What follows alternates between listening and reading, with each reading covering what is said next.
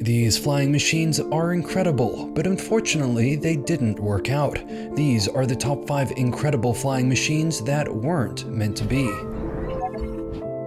Number 5. Charles Richel's dirigible. Richel was a famous inventor in the late 1800s. He created all sorts of cool contraptions and patents. Many of them were revolutionary, but Charles Richel's flying machine contraption wasn't meant to be. It was built with a wooden frame underneath a large gas bag, sort of like a hot air balloon. It had a propeller on the front that's used to steer. The logic involved with this device sort of checks out, and he did achieve some moderate success with it initially.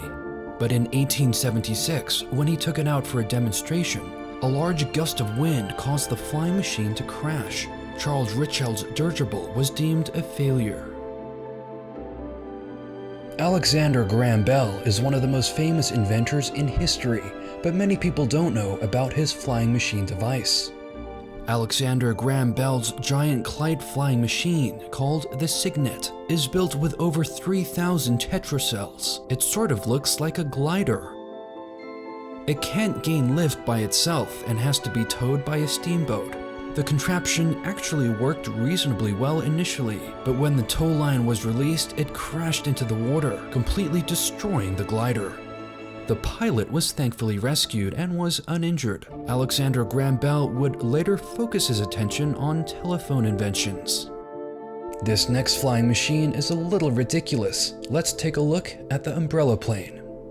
In 1910, inventor William Rome designed a completely different type of plane model that sort of looks like a giant umbrella. The uniqueness of the plane drew large crowds and gathered quite a lot of publicity. John D. Rockefeller, the richest man at the time, was intrigued and actually funded the further development of the plane model.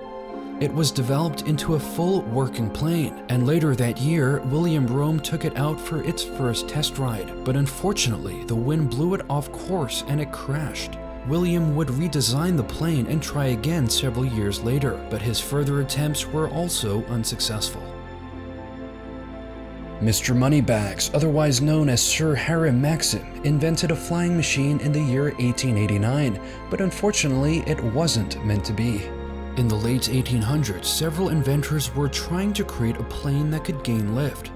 But one set of plane wings didn't generate enough lift to get off the ground, so Sir Hiram Maxim decided to try to remedy this by adding multiple sets of wings. It had a wingspan of 110 feet and a weight of 3.5 tons. Two 360 horsepower steam engines were installed to generate speed. It may be hard to believe, but this contraption did actually lift a few feet off the ground. But Sir Hiram aborted the project, thinking a feasible flying machine would need a much better power-to-weight ratio to be successful.